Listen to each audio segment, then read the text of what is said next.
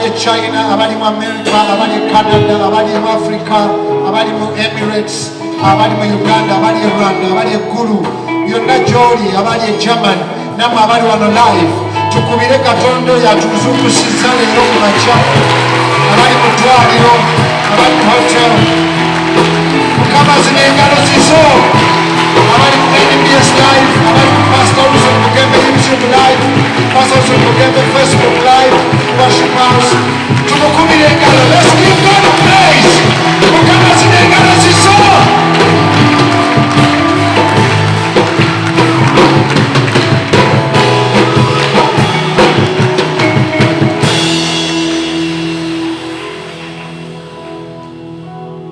Kemisera yajja wano nga atabusa agudde eddalu kati azze kwebaza. Banaye mukubire Yesu engalo. Kemisera. Okay. Banaye Mukama yebazibwe. Mumujjukira omwana ono. Mukama yebazibwe buli omu. Banamusizza nnyo mu linnya lya omwana wa Katonda omulamu. Damu. Mukama yebazibwe. Amiina. Abooluganda mu Yesu Mukama yebazibwe. Amanya n'eddoboozi bamta Kemisera. Nasemba okujja wano nga mutuufu embeera si nnungi. Nga ndi mulalo pasita. Nga simanyi biri ku nsi naye nga simanyi kyantuukako. Wabula neebaza Mukama. Oyo atalya nguzi. Pasita wansabira n'empona. Mukama abakusabira bangi. Mwabale kunsabira n'empona. Bannange nayita mu kugezesebwa kungi. Ensi n'enjogerako n'enswaluka. Naye Mukama nkwebaza.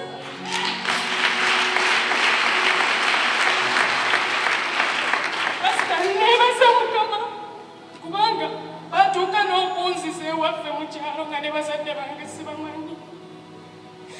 Naye nzaani Mukama kweyamba naawata. Amiina. Ekitiibwa n'ettendo bimuddire. Era neera okuva ne leero siriva ku Mukama. Era kwekwata ku Mukama obulamu bwange bwonna obusigalidde. Era namuyimbiddeo n'akayimba bakayita ogenda laba enjawulo wano waliwo amaanyi ga Mukama. Kyekinfuula ow'enjawulo okuba ndiko amaanyi ga Mukama. Mukama mpise mu kino okunyumya. Nyumya nange nsembeza. Nyiga omutima gw'amaanyi ewaluma. Mbamu bansule ne mu binyumya. Naye nga yanukula kubanga oli. Mukama nkwebaza pasita.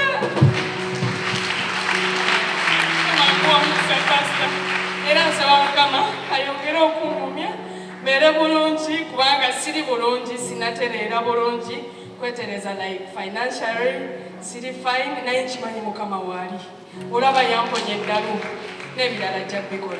Amiina. Mukama ekyemisana jakigula. Amiina neyanza nnyo pasita. Akati bagambye olina okwebaza. Nesa okwebaza kwange eri Katonda. Nga mwebaza okumponya eddalu. Okumponya okugwa eddalu n'okusekererwa.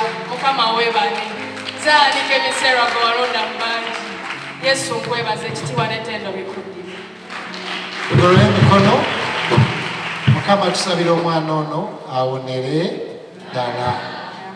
Awonere ddala mu linnya erya Yesu.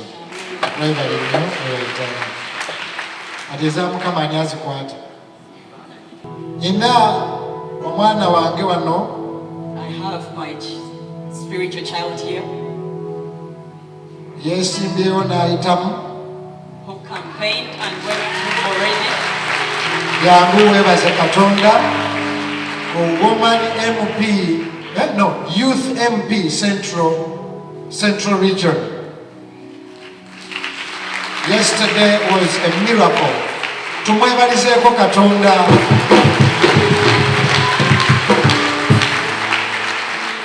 Agnes Chirabo, she's our daughter here. Mujjukira bwe yajjawo ne tusaba naye.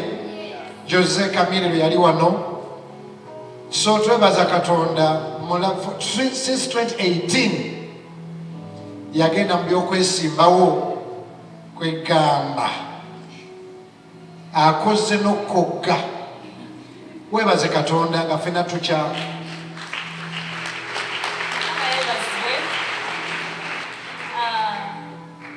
Mukama Katonda mulungi nnyo. Simanyi bigambo bituufu byakozesa Musumba, but God is so good.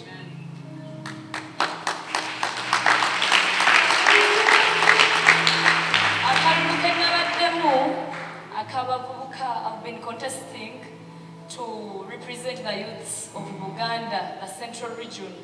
Central Region, elimu Greater Masaka in a district Simwenda, Greater Mubende in a district Sitano, Greater Mukono in a district Sinya, Greater Luwelo, district Sisatu.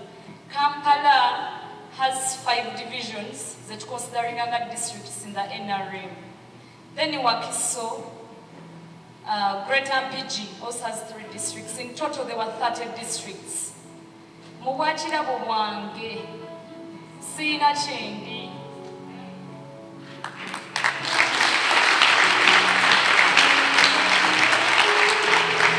I was competing with big people. Abana baba minister, abaina ba godfathers ba general. Nganze sina kuba simu timuwagire kirabo. Nenga bali bakugamba simu. Aye Mukama.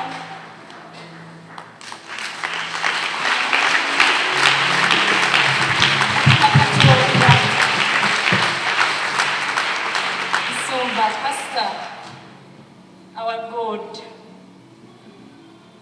did disappoint us. I stood in God. Nayimirira mu Katonda. Bintu bingi nnyo ibadde bintumira. Nosanga abakuwagira abamu ne bagamba wetambulireko. Simanyi kola biki. Wetambulireko kitegeeza kigenda kumusaba. Abamu ne bankyawa n'okunkyawa ne banzijjako obuwagizi. Some of my supporters, actually voters. Wanga oganya okusamira. Ne banyiigira ne bajoyininga enkambi endala. Nendaba nga biwedde, ningamba naye sijja kugenda. Nengumira mu Katonda. Naye nga mu mutima munda ndi mugumu nga sirina ssente. Nga ngaba emitwalo 3, abagaba 10, 3, 5, even yesterday. Nza buli district nagiweereza akakadde kamu. Nebaza abantu abanyambyeko bangi. Even our pastor, even the church, friends, family, they stood with me. Nesindika akakadde kamu Kambuli district. Pastor ng'omulunzi bamugula emitwalo 5. Nganze kirabo. Akalulu kamu emitwalo 5. Nganze kirabo. Awali abalonzi 3 mu 3. Nasindisewo akakadde katya. Kitegeeza buli omu omuwaayo ebiri. Obemeka simanyi naye abaana ne bannonda. Abaana abavubuka. Whoever is watching me. Ndi musanyufu nnyo. First, I'm sorry for taking much time. Naye kammalirize. Ndi musanyufu nnyo. Naye what I can tell you in all this. Bane Mukama Katonda jali. I didn't do any magic. I stayed with God. And I'm now the flag bearer. I'm officially the NRM flag bearer who's going to represent the youths in the Parliament of Uganda. Thank you so much, everyone. I'm so happy. Omwana ono yajja gyendi nga bimusobedde nga talina ssente ate bamugambye yeetambulireko n'agamba sigenda kusamira oba ngwangwe naye teyagudde Katonda yamuyambye.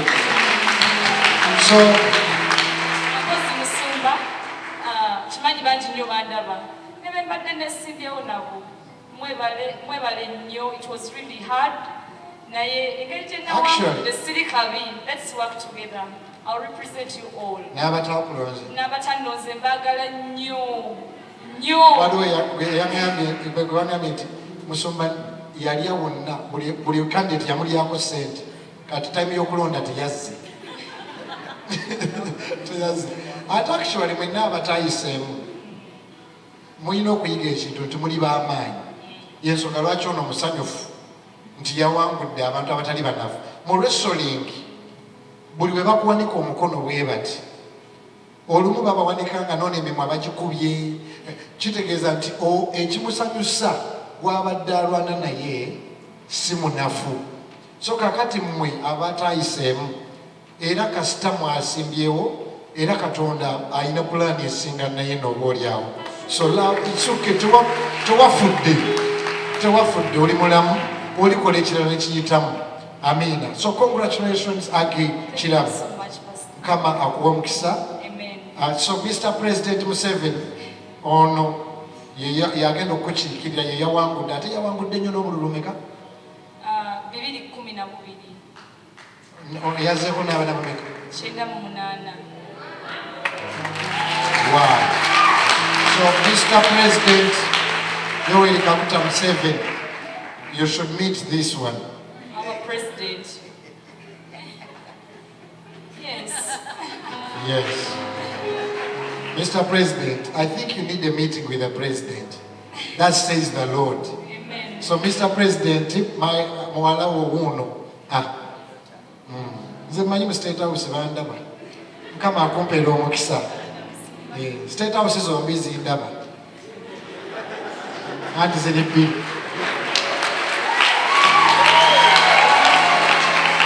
Mutemuleetera bizibu mugyewo engalo wano.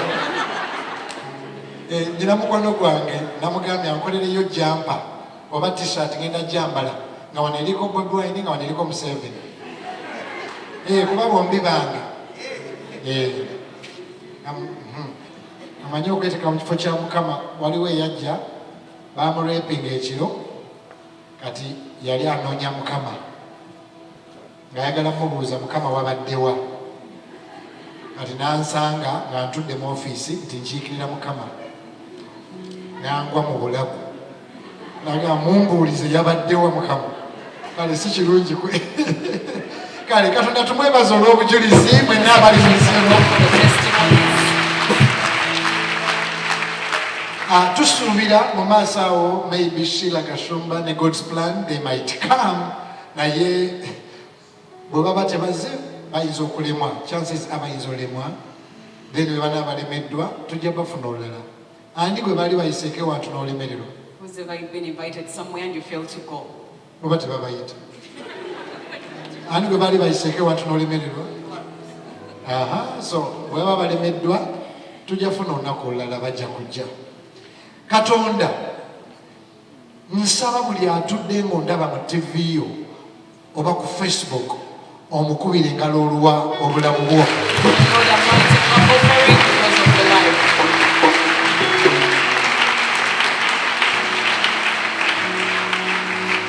Okay, kasooke mpiseewo bino mu dakiika 3. Let me first mention this within 3 minutes. Kyensinga okwagala kyoyiseewo. Tenti eno abooluganda ekaddiye bwe tusabira ne bw'oba tosabira wano naye ng'ekifo kino kikuwadde omukisa mu nsi yonna yonna gy'oli. Please pay attention for 2 minutes. The tent in which we fellowship from has really grown out. Mu myezi egiddako ena egenda kuba ekaddiyidde ddala. Within the next 4 months, it is going to be really worn out. Nsaba Katonda. So it is my prayer to God. Nalowoozezza tugule tenti empya naye tenti empya etuuza abantu 2,500 ya miliyoni nga 2. I thought about buying a new tent, but it is 200 million shillings that we can all fit in. Enkadde miliyoni nga 7. The old one would go for around 70 million Ugandan shillings. Enkuba bw'etonnya When it rains, amazzi gayitamu. the waters go through. Lumu nali ntudde wano One time while seated here, nga tetunnasiba pavers. before we paved this place, Tenti eno yali enkubye n'abaana bano. this tent almost fell onto us. Kwe kusiba paver That is why we paved the place, esobole onnywera. so that it could be well established and strengthened. Mwenna abampeereza ssente za paver To those of Mukama you who abampeera sent me omukisa. the finances to pave this church, may the Lord bless you. Kati nalowoozezza So I thought empya egenda kaddiwa mu bbanga ttono. of buying a new one, but it will grow old quickly in a short time. Negamba tuzimbeyo ekirala ekigumu ekiri temporary naye bagenza okibala kigwera mu bukadde kumpi 10 I thought of a temporary structure which will cost us 100 million shillings, ate nga kiri temporary. which is temporary. Ne mbuuza aba photogenics okupangisa I asked and inquired from the people of Photogenics how it could cost us to hire.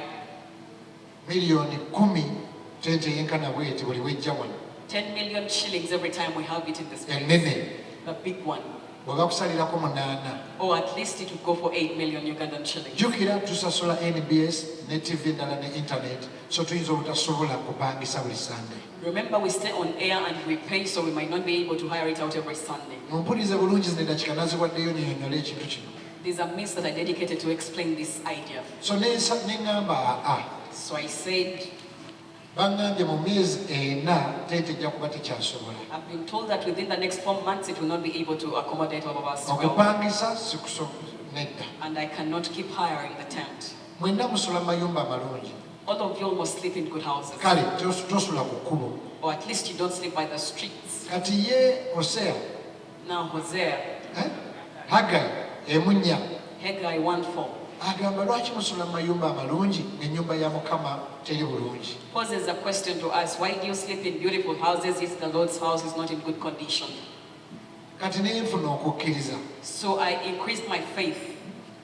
mu kifo ky'okupangisa okuzimba temporary lwaki tetuddamu ne tusonda ssente mu myezi 4 ne tuzimba church eyo ne tugisereka Rather than a temporary idea, why don't you raise the wall and roof it so that we can actually be there? ameka abagamba tukisobola How pastor many of you say that we can do this? nembuuza engineer okutuuka okusereka ssente mmeka I asked the engineer how much it would cost us, n'agamba miliyoni 6 and he said 60 million shillings. awo tulyoke tumanye ez'akasolya Then we will get to know later the cost of the roofing. nkoowoola abatya katonda mwenna oba oli mulokole oba toli mulokole To all people who fear the Lord, regardless of whether you're born again or not, ŋŋenda kuba nsonda emiliyoni 6 mu nnaku 6 I'm going to be collecting 60 million shillings within 60 days. ye topi eno That is the Cape. aliwo abadde ayimba bukwaya Ivory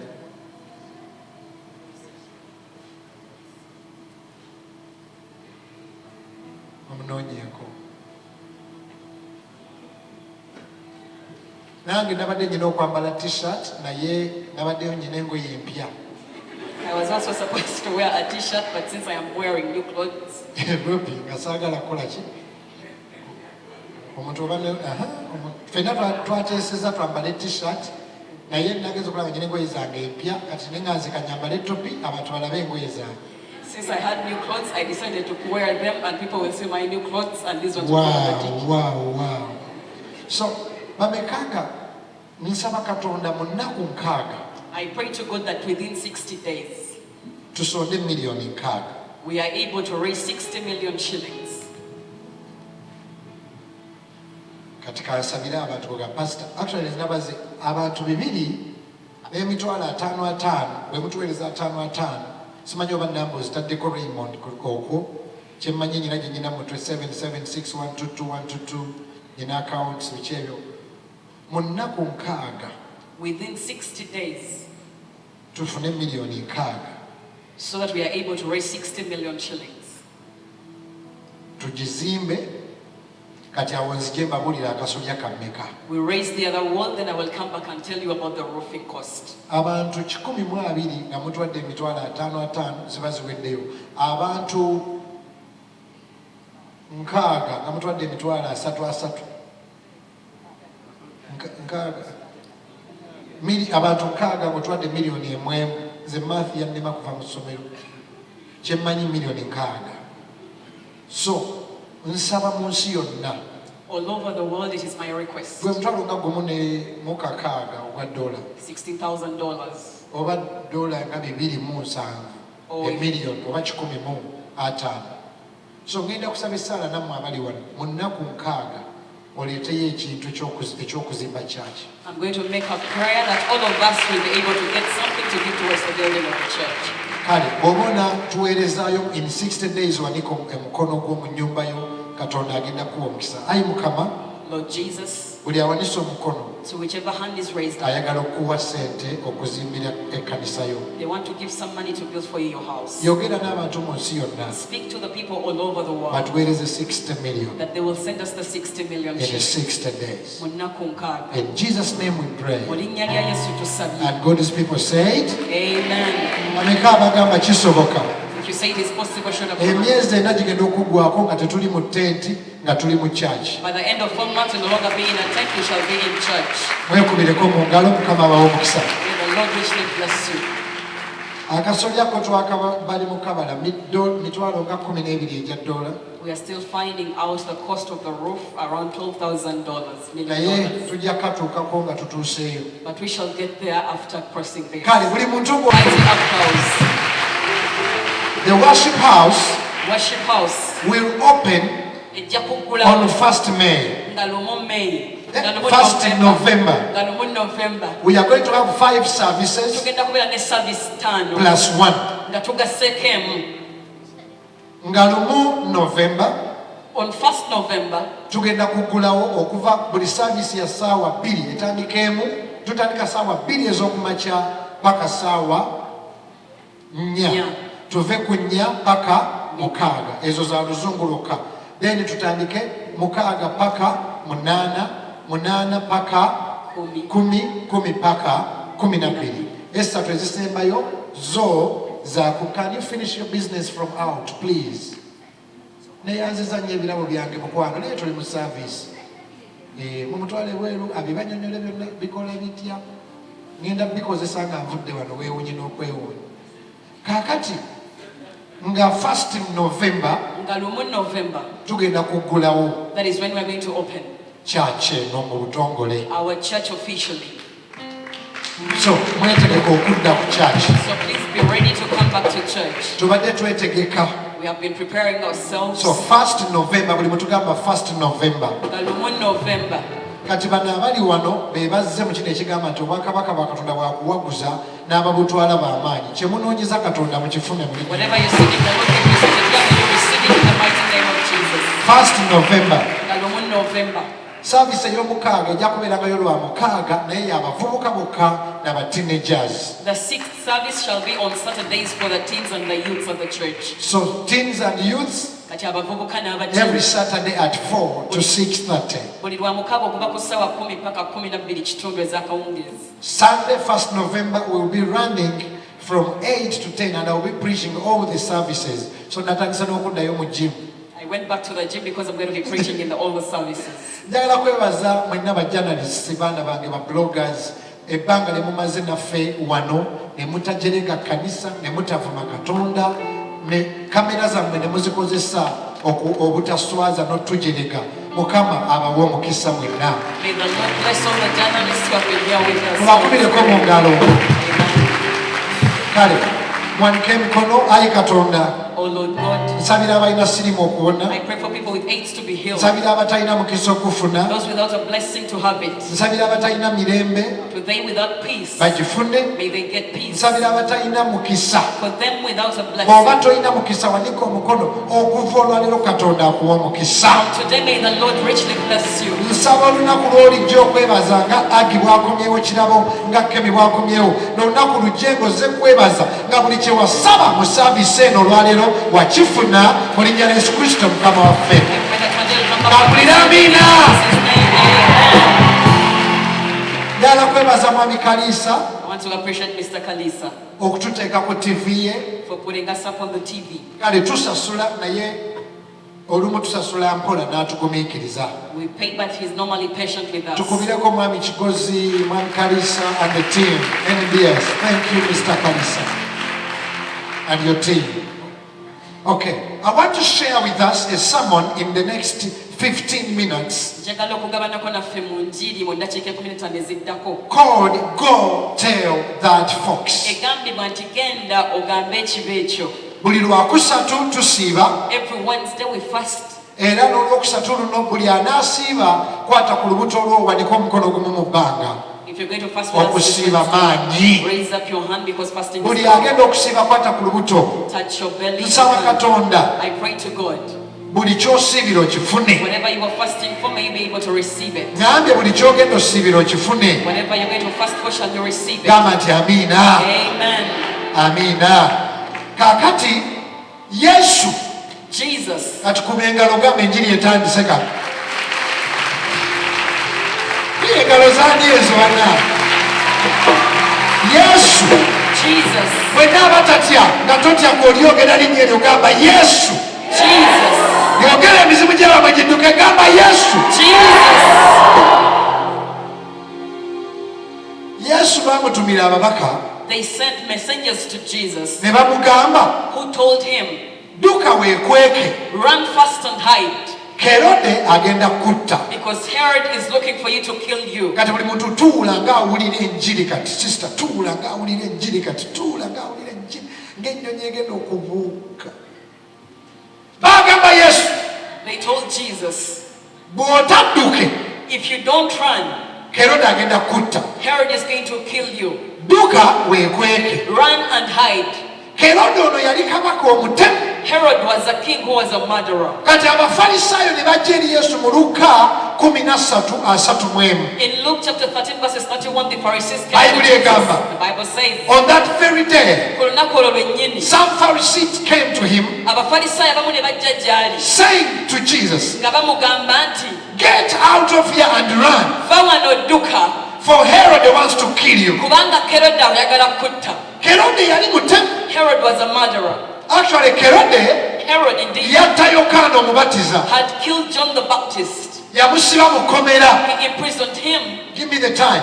Bwe yamusiba After putting him in jail, kubanga Yokaana omubatiza yamunenya. because John the Baptist rebuked him, Yamugamba kabaka, he told him, O king, tosobola kuwasa mukyala wa muganda wo. you cannot marry your brother's wife. Yali pasita akyayogera amazima. He was a pastor who was still sticking on the truth. Nsabayo bapasita abakyayogera ku mazima nga si babbibubi na bafere. I pray for more pastors who will stick to the truth. Muwanike emikono ga Mukama tuweeyo ku bapasita aboogera ku mazima. Lord, we ask for more pastors who still keep to the truth. Atuweeyo ku bannabbi abatali balimba. Prophets who are not false. Uganda erina bannabbi abayaayi. Uganda is full of false. Wanike emikono gi Mukama tuweeyo ku bannabbi abatali bayaaye. Lord, may you give us good prophets who are not cooks. So omuntu bw'agamba nti amwe profeti nsooka kwesikamu. When somebody tells me they are prophet, I first of all it's like, Naye waliyo abatuufu. but there are those who are true. Kati Yokaana bwe yanenya Kerode Now, when John the Baptist rebuked Herod, n'amugamba owasizza mukyala wa muganda wo, and he told him that you have married your brother's wife, Kerode n'amusiba Herod imprisoned him, n'amutemako omutwe beheaded him, n'agugabira muwala we ku sowaani. and gave it to the daughter on a platter. Taata we Now, the father yali mutemu. was also a murderer. Bwe baazaala Yesu, When they gave birth to Jesus, taata we naye ye Kerode his dad was also called Herod. n'atemula obwana obuto bwonna, He slaughtered almost all the young babies. n'ayiwa omusaayi. He shed a lot of blood. Actually, oyo bamuyita Herode the Great, yayitanga the Great. He used to call himself Herod the Great. Ate ono Herode bamuyita Antipas. This one is Herod Antipas. N'azaala omwana n'amutumba Herode Agrippa.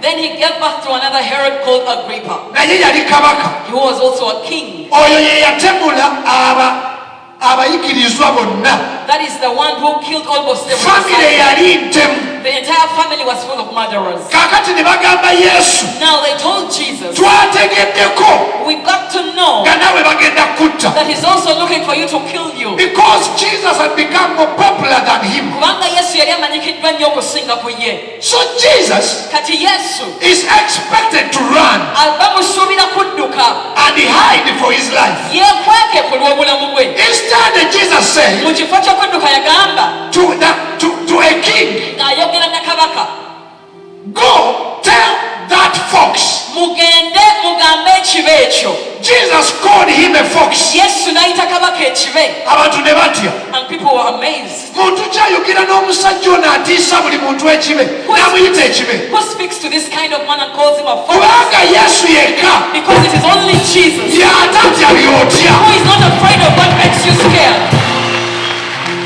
Ne bw'oba oli mu kayumba keeyo mukubire engalo oyo Yesu In your y'atatya by'otya. life, not afraid of what scares you. yayita kabaka ekibe He called the king the fox. ne bagamba yeeyita ki And they asked what he was calling himself. oli kwavuma alina amagye The one that he was abusing owns an army. oli kwavuma atta buli The gwayagala one that he's abusing kills every person the way he wants. Herode kyatamanya What Herod did not know kyono yesu is that Jesus si kavubuka buvubuka is not just a normal youth boy. kandi bakalina emyaka nga 33 awo Could be around 33 years of age. naye kye yali agamba But what he was trying to say yali agamba yesu nti dduka was that Jesus, you should run. erinnya lya yesu eddala The other name of Jesus empologoma ya yuda is the Lion of Judah. wadde olina emmundu Even if you have a gun, empologoma tatya wa the mundu lion is not afraid of somebody who has a gun. so jesus Kati Yesu tells people to tell the king n'agamba abantu bagambe kabaka he will not run tagenda kudduka.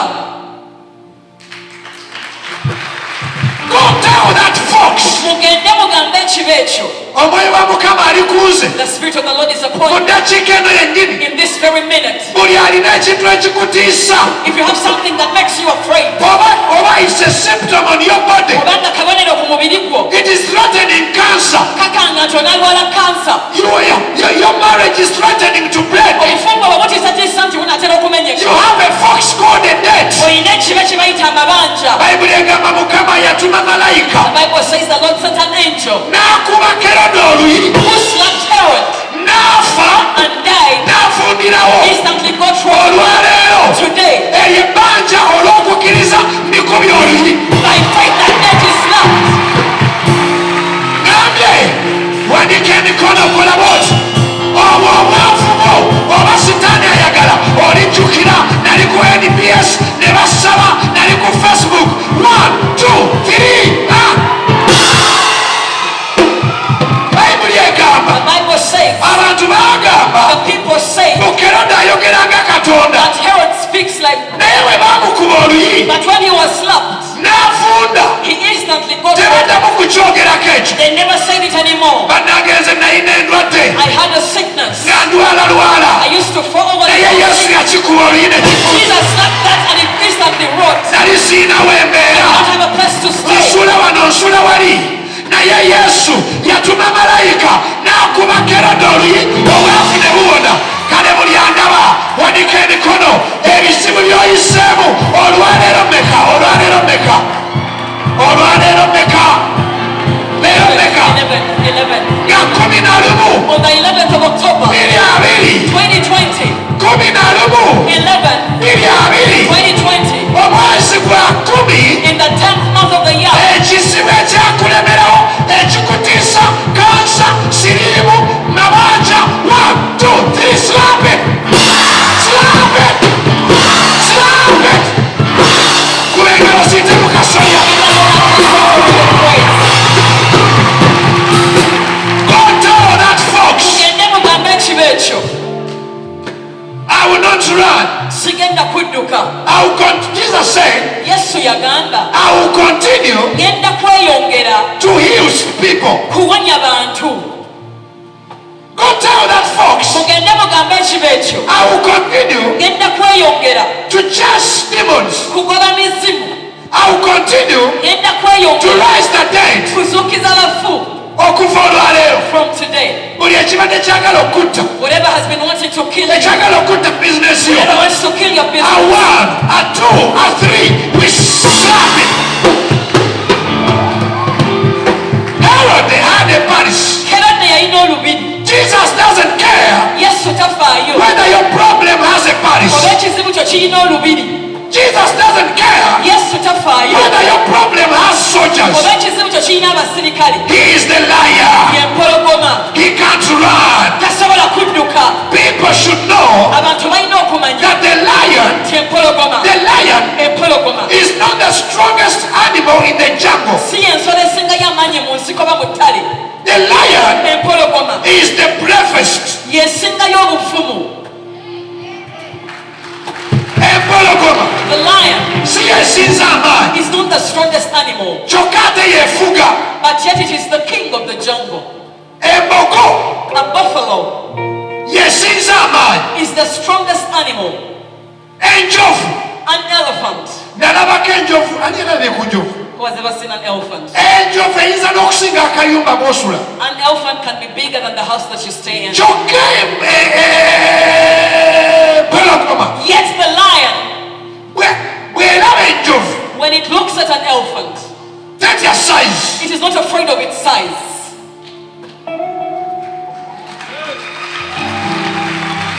erina obuvumu It is so brave. kati ono kerode agamba yesu dduka ali ku mpologoma kyobalaba yesu teyava nawo yagamba ng'olina amagye olina olubiri sibitidde ebyo byonna kubanga nze eggulu lye liri emabega wange Jesus wasn't afraid of anything because he knows the heavens are behind him. when heaven is on your side Eggulu bwe liba ku ludda lwo, you become a winner like Agnes. owangulanga Agnes bwe yawangula. When heaven is on your side Eggulu liri ku ludda lwo, you walk on water otambulira ku mazzi. wanika emikono musajja gwe Raise up your hands.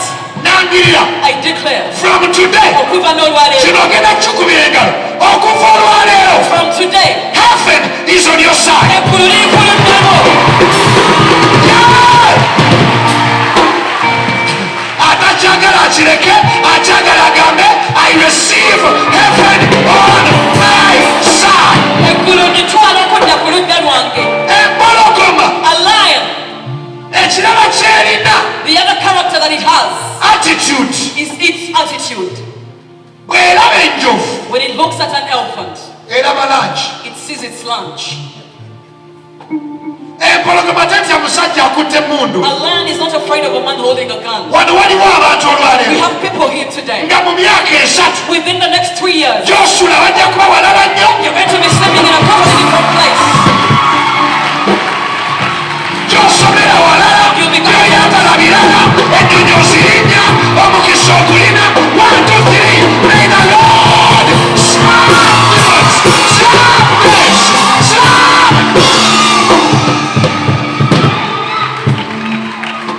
empologoma A lion, ekirala kyerina the other character it has, a roar. ewuluguma. When it roars Ewuluguma. even the lion even the ox N'embogo yennyini oba ente erima, even the elephant n'enjovu, even the leopard n'engo, will run zonna zidduka when the lion roars. kasita empologoma ewuluguma. So Herod Kati Kerode is telling Jesus agamba Yesu to run. adduke. Jesus says, Yesu n'agamba, go tell that fox mugende mugambe ekibe ekyo. that was Jesus roar. Yesu awuluguma. Kati saasira Now have pity eyatwala obubaka ewa kabaka over the messenger that passed on the message to the king. mumugambye tumugambye Have you told him? Yes, we have told him. agambye atya What has he said? saabasajja tonzite Don't believe, oh king, please don't kill me. simanyi na bwe nakigamba I'm not even sure how I'm going to pass on this message. samani wa yusufu oyo si mwangu But the son to Joseph is not an easygoing man.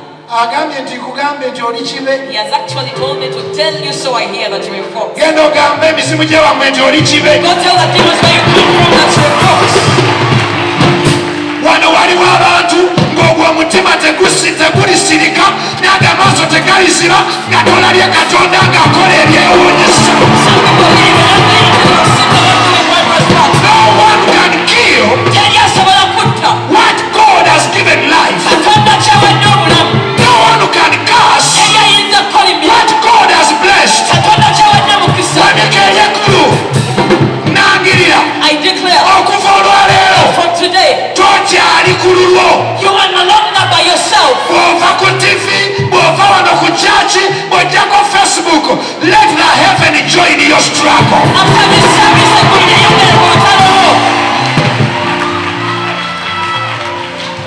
Empologoma The lion ewuluguma.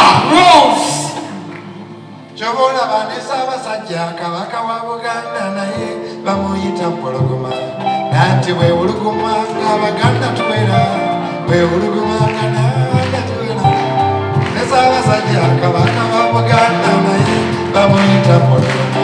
Nanti bwewuluguma omukyamukanyo gambye bwewuluguma ng'Abaganda ne musajja Muganda era nanjagala Buganda n'ennyindo gy'olaba ssebo ne muzzukulu wa Kayiira neddira Mbogoze na bintu byaleereyo Ssaabasajja Kabaka ye mpologoma wange n'ewologoma Buganda ng'ekola Ssaabasajja Kabaka ye mpologoma yako n'ewologoma Buganda ng'ekola olaba Ssaabasajja Kabaka ye mpologoma yako n'ekola olwo ate Ssaabasajja w'Abassaabasajja Kabaka w'Abakabaka oyo siriimu kibe eyembeeru kibe nenyegayamirwa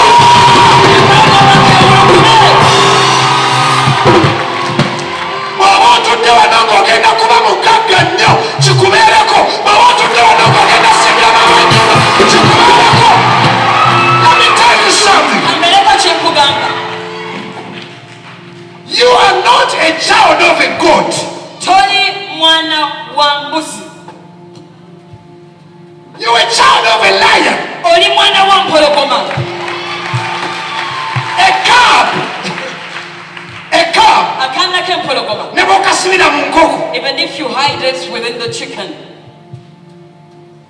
akaana k'empologoma ne bw'okasibira mu mbuzi even when you close it up with the pigs or the goats akaana k'empologoma ne bw'okasibira mu bisolo ebirala even when you close it up with other Joshua animals nkubuulire let me tell you akawologoma a cub will be a cub kyova olaba abamu ku ffe batuzaala eyo ensi gy'ekoma naye destiny we were not born to be nothing tetwazaalibwa kubanga tetulina kye tuli tokitegedde bw'oba oli mwana wa mbuzi sitaani akutiise embeera ekutiise naye bw'oba oli kawologoma kato you are now born again you are now a believer you are a calf not a younger goat oli mwana wa mpologoma toli kabuzi kato nyina bendabye be basibira eyo ne babakolimira ne babaloga ne babalangirira oyo agi bamugamba tolibeera ono bamusuula eddalu naye bassebo ne banyawo empologoma oba okisiiba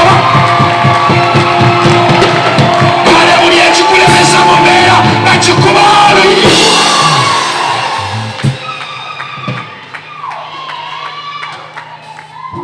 a calf is a calf akaana k'empologoma kasigala kaana ka mpologoma when you became born again bwe walokoka you were born by a lion wazaalibwa mpologoma you are a calf kitegeeza oli kaana ka you mpologoma roar owuluguma the big lion empologoma enkulu can roar esobola okuweereza omusinde even the calves n'akaana can k'empologoma roar nako kasobola like okuwuluguma father nga taata bw'akikola like son n'omwana bw'akikola empologoma a lion bwe tusooke tuti embuzi a kid or a goat ne bwekaaba even when it makes its sound teri ava mu kifo nobody will move from her place or his place ne bwe zijja 10 ne zikaabira wamu ne even when they come zika together and make their sound we shall keep it the same tolaba place nti otudde bulungi but as you're seated comfortably where you are empologoma ekoliyo let a lion make a sound mu ddakiika 2 ogenda kubeera Kampala within 2 minutes you might be in Kampala nga bw'onyonyola ku anikaati bannange kamanyonyoleze simanyi kyatuuseewo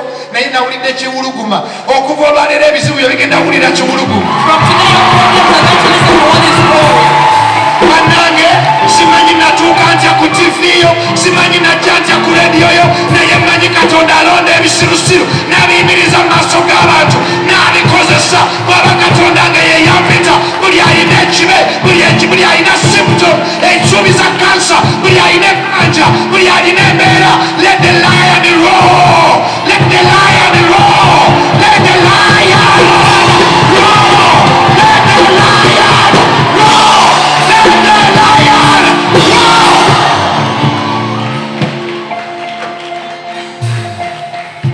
So when he said to the Pharisees, kati bwe yagamba abafalisaayo go tell that folks mugende mugambe ekiba ekyo that was the lion eyo yali mpologoma threatened.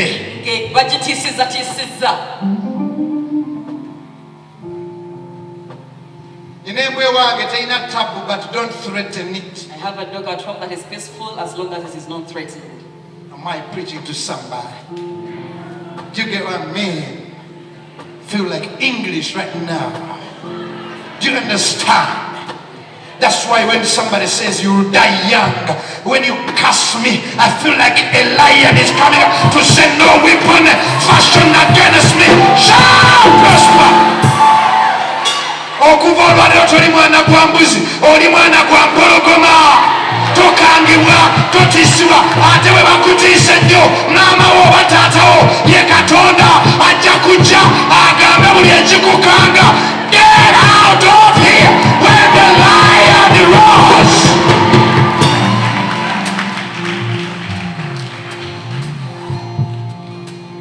Mu Kinigeria edda nalabanga ebinigeria nabivaako kubanga waliwo omulokole omu yasaba nnyo mu Kinigeria n'afa, yasaba n'asiiba nga bamuloze era n'afa. Firimu n'eggwanga egamba glory to God, special thanks to Emeka.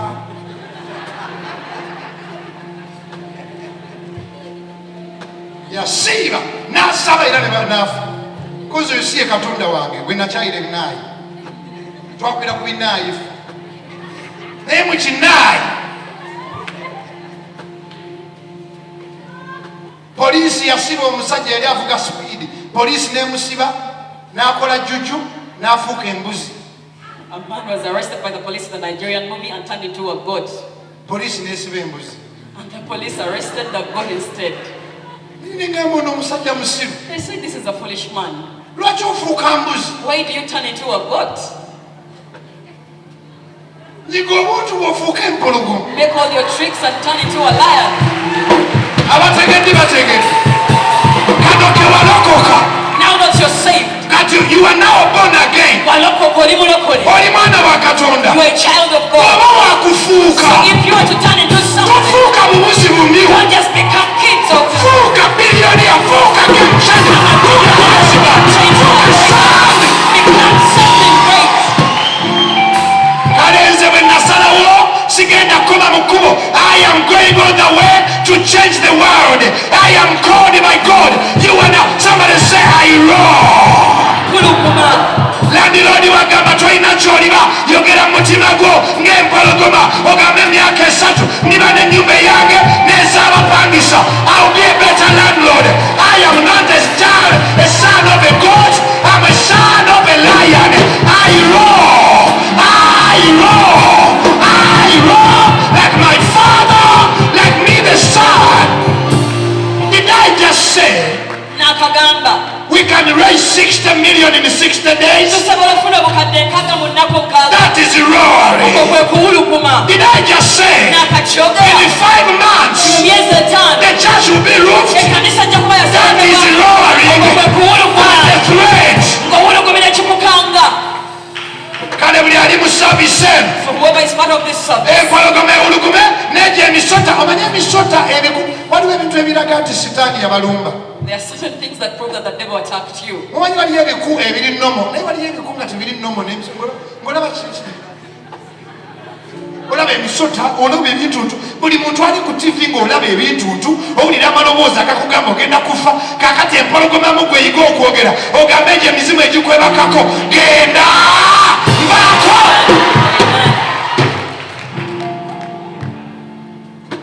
Yimirira Get up on your feet.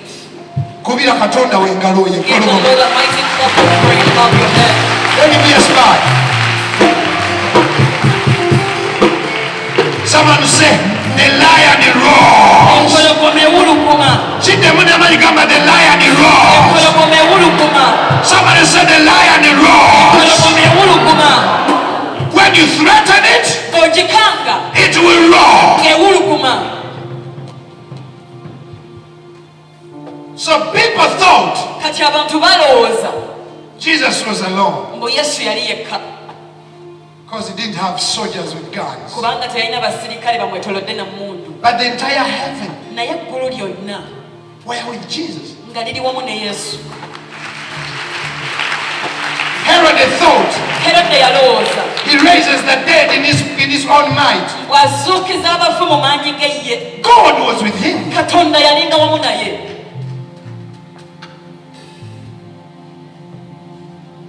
so simanyi buyinza gye mbujje I don't know where I'm getting the authority from. naye okuva olwaliro nze kirangiridde tunaanyumya ne mukama buli abadde mu saavisi eno buli ali ku youtube buli ali ku facebook eggulu likuwerekere buli wonna May the heavens go with you to every place you go to from today. ezo engalo zigamba ggulu tuwebale empologoma bwewuluguma emisota ebiku ebiyenje ebisolo byonna ebirwadde spiritual husbands emizimu egikozesa abakuloga obwavu amabanja empologoma bwewuluguma tewali kiyimirira oyo sirimu awone ago amabanja gabule ebyo ebizibu bigende let the lion roar Empologoma kewulugume. njagala mpulira engalo kaziringa ng'enkuba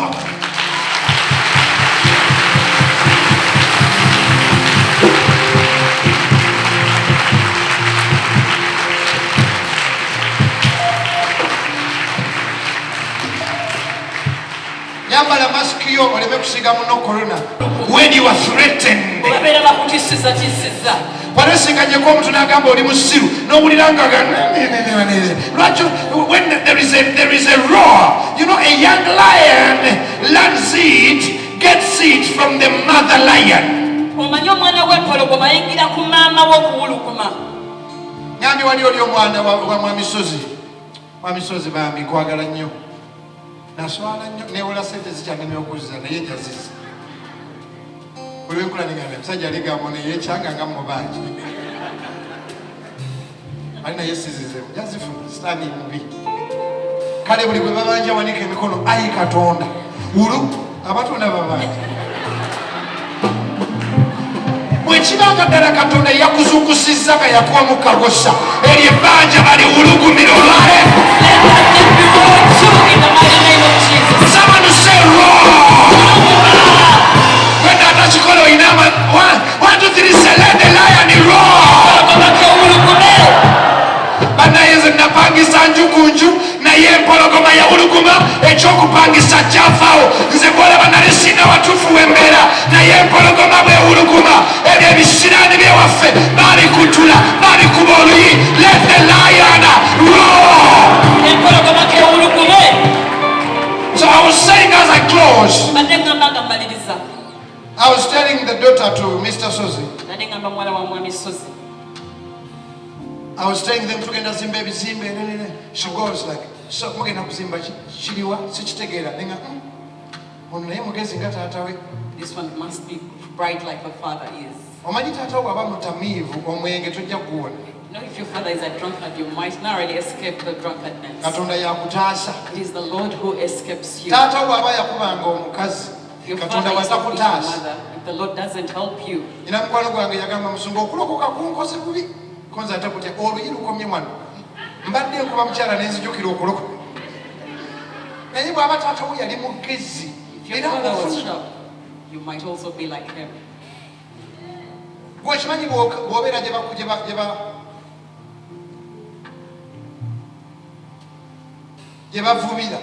You know when you go to where they fish from, ne bw'oba toli muvubi even if you're not a fisherman, lukya lumu n'otandika owunya ebyennyanja one day you start smelling like fish. ya tetwalina anti waffe ng'abeereyo ku nnyanja naye nga bw'abajja ekyalo kimanya nti abeera ku nnyanja okuva ku stenseni aba awunya engege empuuta ate ne bwoyoza tebitukula mwetubeerako ku nnyanja tebitukula ye lwaki ngende wala temulyangako mpuuta bw'oli empuuta olina engeri gy'olina onnaaba si ya bulijjo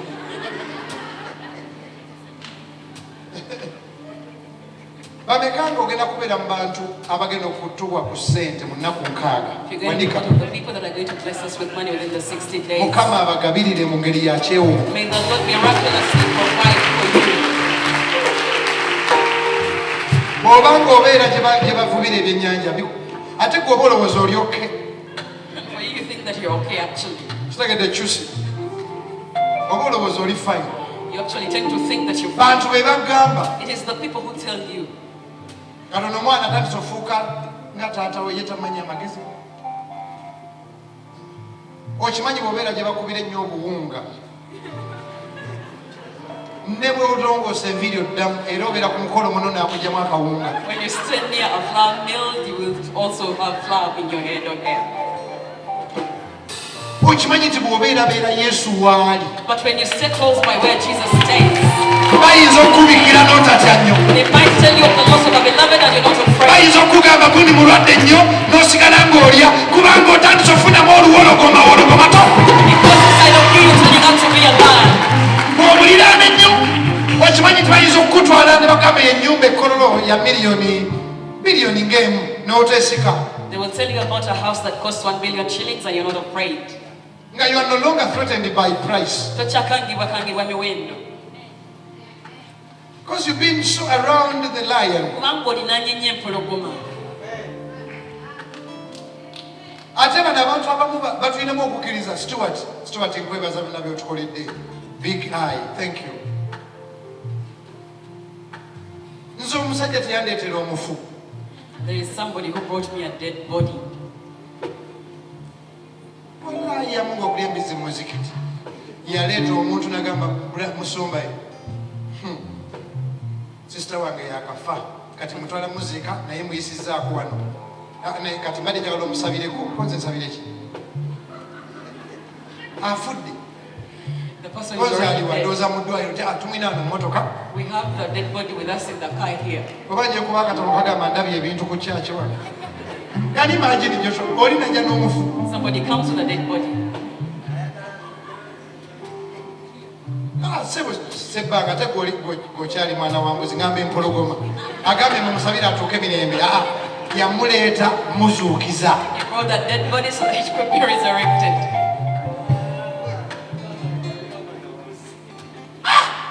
tulina obulugumira okufa We have to roar at death. buli muntu nga mu myezi 8-15 badde ogenda kufa tokyafudde If you're about to die, you are no longer going to die in the name of Jesus. omusajja nagamba musumba ali mu motoka wano He said the dead body is with us here in the car. mbwagamba basasabe temukaaba pasita agenda muzuukiza bano bapasita bamaanyi ganza jiro bagamba mwandikaani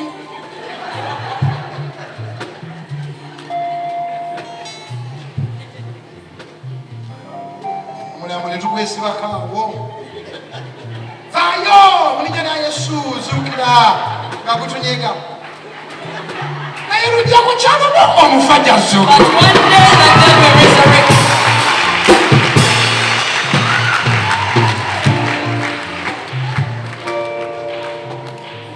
ajja zuukira The dead will resurrect one day. lujja kukyalamu oyingire mu nnyumba nga yiyo nga tewalina ndiroodi nga tewali The day will come and will enter your own personal house without a landlord. nalabye keyizi oyo ne kabaka nenga naye katonda gy'oli I saw case with the king Katonda and I said, bw'atandika God, you ku exist. muntu. When the Lord starts on someone, katonda bw'atandika when ku the Lord muntu starts on someone, ate katonda bw'afiira omuntu and when the Lord leaves ne someone, bw'akola ki regardless of what they do, naye katonda bw'ayamba but when omuntu the Lord helps somebody, oba atuukiridde oba tatuukiridde katonda nayegambe ngenda kuya akuyamba paka lw'oswala okwonoona He helps you until the sinning makes you shameful. kale buli badde n'ebbanja olwalero empologoma yayo neewulugume Let the lion roar. Let the lion roar.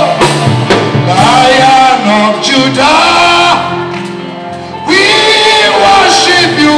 Everybody stand up. Holy, worship the lion.